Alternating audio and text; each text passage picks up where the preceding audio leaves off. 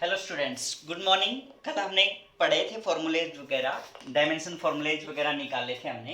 तो मैंने एक क्वेश्चन दिया था आपको कल, जैसे F is equal to G m1 m2 divide by में आर स्क्वायर था।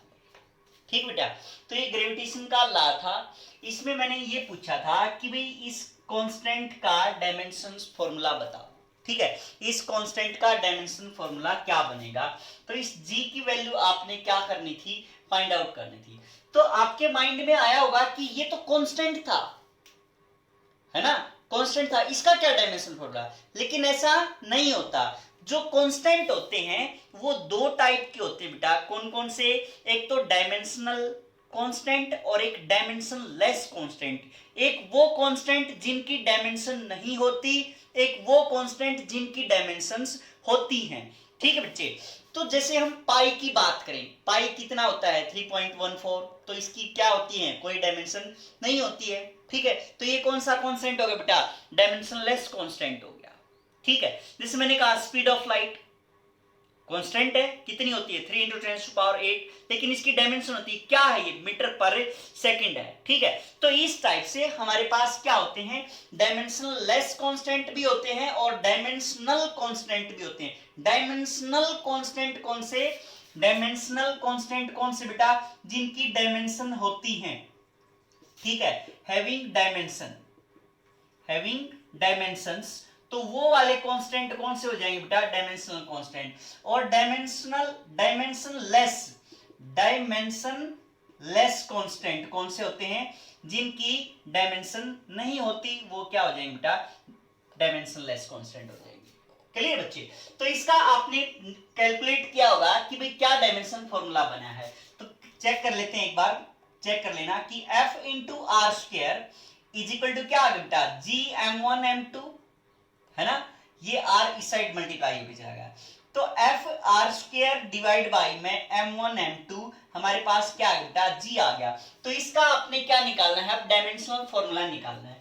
तो f का फोर्स है, मास इंटू एक्सेलरेशन, नहीं पता तो मास इंटू एक्सेलरेशन, ये आर स्क्वायर हो गया, ये m1 m2 हो गया, है ना। तो क्या आ गया बेटा, मास m लिख दिया, एक्सेलरेशन lt-2, ठीक है, कल किया था हमने। तो आर स्क्वायर एल स्क्वायर, क्योंकि आर क्या है, आर डिस्टेंस है, तो डिस्टेंस का क्या हो जाएगा, एल स्क्वायर हो जाएगा, डिवाइड बाई एक मास है यहाँ पे m1 के नाम का, m लिख दिया, यहाँ पे m2 है तो ये m आ गया। तो इजिकल टू क्या हो गया, g का डायमेंशन बोला, एक m से क्या हो जाएगा, कैंसिल हो जाएगा, तो m की पावर क्या आएगी, -1 l³ t-2 आ जाएगा। ठीक बेटा, तो ये हमारे पास क्या आ जाएगा, g का डायमेंशनल फॉर्मूला आ जाएगा। क्लियर बच्चे, तो इस टाइप से आपने कांस्टेंट होते हुए भी इसके पास क्या है, इसका डायमेंशनल फॉर्मूला है, मींस डायमेंशन है। तो ये कौन सा कांस्टेंट हुआ बेटा, डायमेंशनल कांस्टेंट हुआ। ठीक है, ऐसे ही अगर हम एक की और बात करें, जैसे E = h न्यू, काफी फेमस फॉर्मूला है फिजिक्स का। तो ये h क्या होता है बेटा, प्लैंक्स कांस्टेंट होता है। क्या होता है, प्लैंक्स कांस्टेंट होता है। तो इस प्लैंक्स कांस्टेंट की अगर आपको डायमेंशंस कैलकुलेट करनी पड़ जाए तो कैसे करोगे। तो h = E/न्यू, न्यू क्या है बेटा, ये फ्रीक्वेंसी होती है। ठीक है, न्यू क्या होती है, फ्रीक्वेंसी होती है। और फ्रीक्वेंसी का पता है आपको किसके इक्वल होता है, 1 टाइम पीरियड होता है ना, number of cycles completed in 1 second. एक सेकंड में जितने साइकिल क्या होंगे, कंप्लीट होंगे, वो क्या होगी बेटा, फ्रीक्वेंसी होगी, है ना। तो ये है हमारे पास।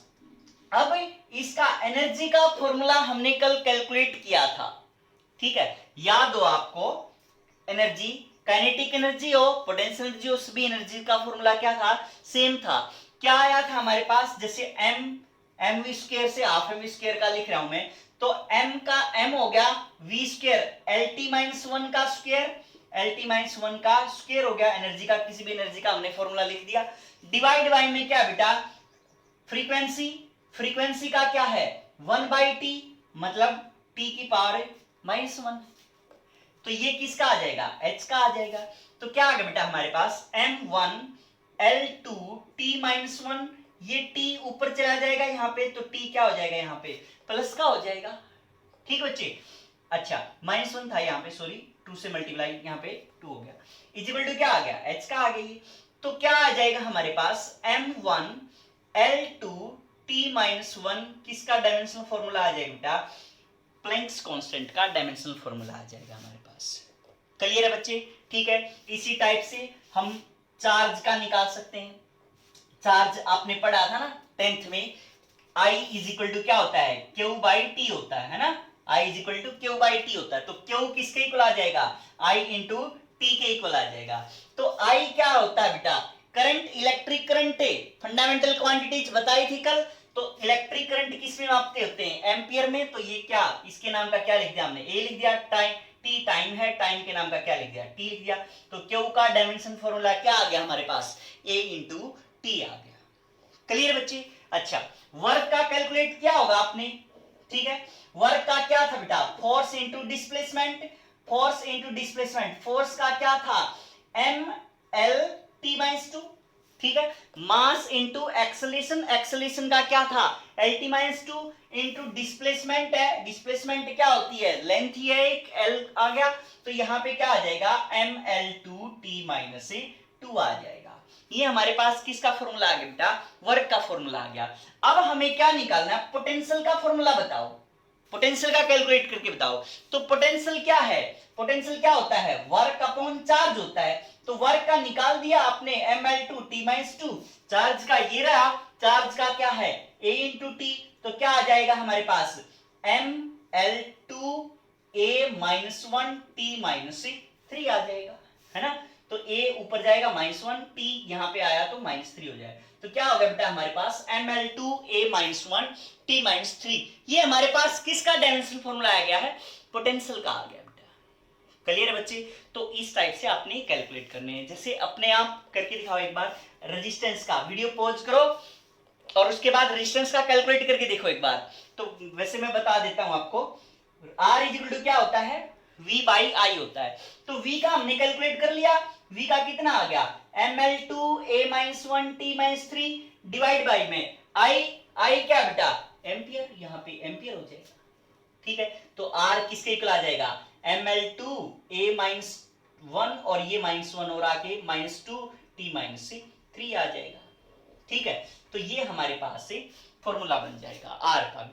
तो बेटा जितने भी आपको फॉर्मूले आगे आते जाएंगे फिजिक्स के अंदर, सारे के सारे फॉर्मूला पता होना चाहिए, बाकी तो कैलकुलेट करना बहुत इजी है, ठीक है। तो इसलिए आप प्रैक्टिस कर लेना, बुक में 50-60 वो दे रखे होंगे आपको, फॉर्मूले दे रखे होंगे, उनसे एजिटेट करने की कोई जरूरत नहीं है। जैसे जैसे आप फॉर्मूले पढ़ते जाओगे अपने आप आते जाएंगे बेटा, अपने आप निकालते जाओगे डायमेंशन फॉर्मूले, ठीक है। बस क्या जरूरी है इसके अंदर कि हमें फॉर्मूला पता होना चाहिए। जैसे मोमेंटम है, मोमेंटम का आपको फॉर्मूला पता है, ठीक है। मैंने पूछा यंग्स मॉडुलस, लेकिन आपको फॉर्मूला नहीं पता, लेकिन जब आप 7th यूनिट पढ़ोगे तो वहां पे क्या आ जाएगा, यंग्स मॉडुलस भी आ जाएगा। तो वहां पे आप क्या पता लग जाएगा, आपको फॉर्मूला पता लग गया। फॉर्मूला पता होते ही क्या कर लोगे, कैलकुलेट कर लोगे। जैसे मोमेंटम का था, मास इनटू क्या होगा, वेलोसिटी होगा, तो ml क्या हो जाएगा, t-1 हो जाएगा, है ना, ml t-1 आ जाएगा हमारे पास।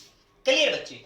अच्छा, अब ये देखो कि हम ये डायमेंशनल फॉर्मूले पढ़ क्यों रहे हैं, क्या बेनिफिट है इनका, क्या डायमेंशन से क्या बेनिफिट होने वाला है हमें, ठीक है। तो हम इसके बेनिफिट्स के बारे में डिस्कस करेंगे कि भाई डायमेंशन को हम क्यों पढ़ेंगे, क्या जरूरत पड़ी हमें ये डायमेंशन वगैरह करने की, ठीक है।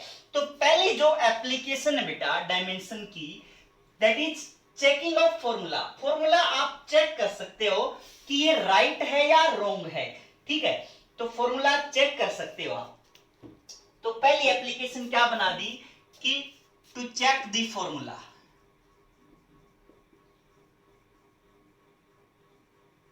ठीक है, फॉर्मूला चेक करना है। दूसरा क्या बेटा, conversion of one system of unit into another system, ठीक है। हमारे पास जैसे सीजीएस सिस्टम हो गया, एसआई सिस्टम हो गया, एमकेएस हो गया, एफपीएस हो गया, तो इस टाइप से हम कन्वर्ट कर सकते हैं, कन्वर्जन ऑफ सिस्टम, ठीक है, वन सिस्टम टू अनदर हम कर सकते हैं। तीसरा क्या है बेटा कि फॉर्मूला बनाना, ठीक है, फॉर्मूला मेकिंग जो है वो क्या है, इसकी एक एप्लीकेशन है। अब हम क्या पढ़ेंगे, सबसे पहले टू चेक दी फॉर्मूला, फॉर्मूले चेक करने हैं हमने कि वो डायमेंशनली सही है या गलत है, ठीक है, अब आपने एक फॉर्मूला पढ़ा होगा कि भाई v is equal to U plus AT. ठीक है, आपको पता है कि ये फॉर्मूला सही है, इक्वेशन याद है आपको, v is equal to U plus AT होता है। ठीक है, तो अब हम इसका डायमेंशनली फॉर्मूला चेक करेंगे कि ये सही है या गलत है। तो लेफ्ट हैंड साइड कंसीडर की बेटा हमने, लेफ्ट हैंड साइड में कौन है, v है, वेलोसिटी का डायमेंशन फॉर्मूला निकालो, वेलोसिटी का क्या हो जाएगा, lt माइनस 1 होता है। वेलोसिटी पता है ना, rate of change of displacement with respect to time, तो डिस्प्लेसमेंट अपॉन टाइम, डिस्प्लेसमेंट क्या है, लेंथ है, तो l डिवाइड बाय में t, तो lt माइनस 1 आ जाएगा हमारे पास। ठीक बेटा, अब आप राइट हैंड साइड को कंसीडर करो, राइट हैंड साइड को लिख दिया कि u प्लस एटी है ना, ये v क्या था बेटा, फाइनल वेलोसिटी है ना, फाइनल वेलोसिटी था, u क्या था, इनिशियल वेलोसिटी है ना, a क्या था, एक्सेलरेशन था, और t क्या था, टाइम था, पता है आपको।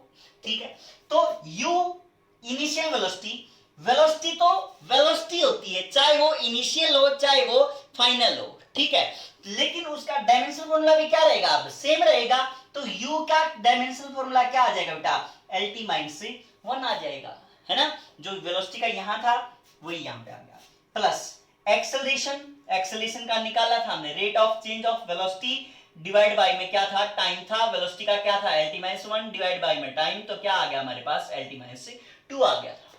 क्लियर बच्चे, तो हमने लिख दिया एक्सेलरेशन का lt माइनस 2। अच्छा, फिर इनटू में क्या लिख दिया हमने, t लिख दिया, ये टाइम था, ये t लिख दिया, तो क्या है बेटा, lt माइनस 1 प्लस ये 1 है, माइनस 2 प्लस 1 क्या आ जाएगा, माइनस 1 ही बच जाएगा, तो lt माइनस 1, तो ये क्या बन गया हमारे पास, lt minus 1 plus lt minus 1। ठीक है, तो कितना आ गया बेटा, 2lt माइनस 1 हो गया। अब 2 का कोई डायमेंशन फॉर्मूला नहीं है, क्योंकि हम क्या पढ़ रहे हैं, डायमेंशन पढ़ रहे हैं, तो क्या आएगा बेटा यहाँ पे, lt माइनस में 1 ही आ जाएगा। तो lt माइनस 1 क्या था, लेफ्ट हैंड साइड और राइट हैंड साइड में भी क्या बेटा, lt माइनस 1 आया, means left hand side is equal to right hand side. तो इससे हम क्या पता लगा सकते हैं कि जो हमने फॉर्मूला लिखा है that is dimensionally correct. Clear बच्चे, अब एक बात बताऊं मैं आपको, यहां थोड़ा सा कंफ्यूजन रह गया हो आपको, तो एक चीज से आप अंदाजा लगा सकते हो, जैसे हम मीटर में मीटर जोड़ेंगे तो क्या आएगा, मीटर ही आएगा, है ना, 1 मीटर प्लस 2 मीटर हमारे पास क्या आएगा, 3 मीटर आया ना। तो इसी टाइप से ये क्या है, एक्चुअल में लेंथ मीटर में है, टाइम इनवर्स क्या हो गया, पर सेकंड, ये मीटर पर सेकंड, यहां भी क्या है, मीटर पर सेकंड, तो मीटर पर सेकंड में आप मीटर पर सेकंड जोड़ोगे, क्योंकि हम डायमेंशन पढ़ रहे हैं, डायमेंशन पढ़ रहे हैं, तो मीटर पर सेकंड जोड़ेंगे तो क्या आएगा बेटा, मीटर पर सेकंड ही आएगा। ठीक है, जैसे हम बात करें 7 हॉर्स प्लस 5 हॉर्स कितने आएंगे, क्या बोलेंगे हम कि 12 हॉर्स हो गए। ठीक है, तो हॉर्स ही रहे ना, तो इसी टाइप से मीटर पर सेकंड है, मीटर पर सेकंड में मीटर पर सेकंड ऐड करेंगे तो हमारे पास क्या रहेगा बेटा, मीटर पर सेकंड रहेगा। तो lt minus 1 plus lt minus 1 हम दोनों को जोड़ेंगे तो ये स्टेप ना भी लिखेंगे तो भी क्या आ जाएगा हमारे पास, lt माइनस 1 आ जाएगा। ठीक है, जैसे हम नेक्स्ट फॉर्मूला चेक कर रहे हैं, v square minus u square is equal to क्या होता था बेटा, 2as पढ़ा था आपने, जो आपने पढ़ा है उसी के ऊपर डिस्कशन कर रहे हैं। ठीक है, तो v स्क्वायर एक्चुअल में lt minus 1 left hand side consider कर लेते हैं, lt माइनस 1 वेलोसिटी है, ये क्या थी, फाइनल वेलोसिटी, ये क्या थी, इनिशियल वेलोसिटी, ये क्या था, एक्सेलरेशन, ये क्या थी, डिस्प्लेसमेंट, है ना, ये फॉर्मूला था। तो lt माइनस 1 का स्क्वायर माइनस क्या लिख दिया बेटा, lt माइनस 1 का स्क्वायर लिख दिया हमने। ठीक है, अच्छा अब ये क्या हो गया, l square t minus 2 minus l square t minus 2। अब ये मत कह देना कि सर जीरो हो गया, नहीं, ये एक्चुअल में क्या है, 7 हॉर्स माइनस 2 हॉर्स करोगे तो क्या आएगा, 5 हॉर्स ही आएगा। ठीक है, तो यहां पे आप या तो ऐड कर रहे हो डायमेंशंस के अंदर या सब्ट्रैक्ट कर रहे हो, सेम है तो वहां पे क्या लिखेंगे हम, वही चीज आ जाएगी हमारे पास। तो lt minus l square t minus 2 में से l स्क्वायर t माइनस 2 जाएगा तो क्या बचेगा, l स्क्वायर t माइनस 2 ही बचेगा। क्लियर बच्चे, अब हम किसकी तरफ बात कर रहे हैं, राइट हैंड साइड की बात कर रहे हैं, तो हमारे पास क्या है 2as टू क्या है, डायमेंशन लेस कांस्टेंट है, इसकी कोई डायमेंशन नहीं होती, इसका कोई डायमेंशन फॉर्मूला नहीं होता, तो इसका डायमेंशन फॉर्मूला हमने नहीं लिखा, बात खत्म हुई।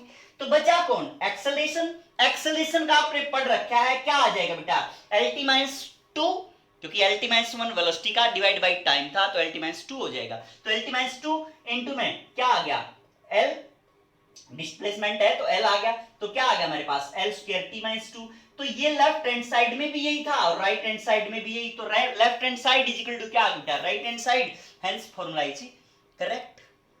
क्लियर बच्चे, जब एक फार्मूला लिख दिया मैंने, F is equal to mv square divide by में r, ठीक है, वेयर F इज फोर्स,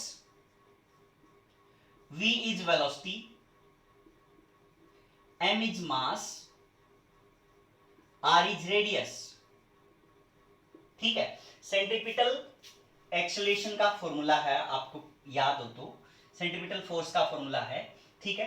तो सेंट्रीपिटल फोर्स में वही है बेटा, लेफ्ट हैंड साइड मान के चलो भाई, आपने चेक करना है कि फॉर्मूला गलत है या सही है, ठीक है।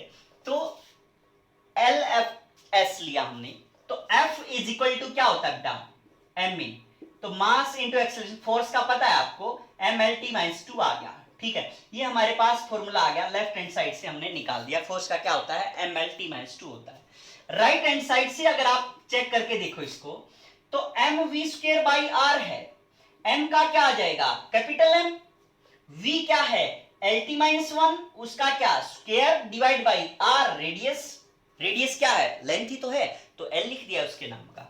तो क्या है बच्चे हमारे पास, M L two T minus two divide by L, एक एल से एक एल कैंसिल, तो M L T minus two आ गया। ये हमारे पास लेफ्ट हैंड साइड थी, ये क्या आ गई राइट हैंड साइड, दोनों क्या है बराबर, it means formula is dimensionally correct.